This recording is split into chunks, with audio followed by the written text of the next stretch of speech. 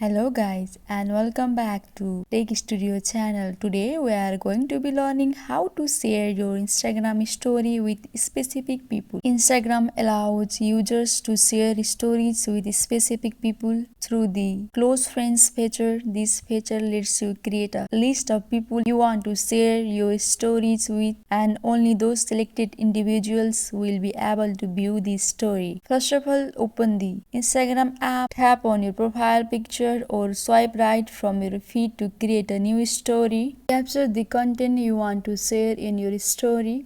After capturing or selecting media, look for the close friend options. This is typically represented by a green star icon. Tap on close friend to create or manage your list. Once you have selected your close friends, tap on your story or the button to share your story. That's it guys. I hope this video was helpful for you. Please like and subscribe the channel, and also don't forget to press the bell icon. Thank you.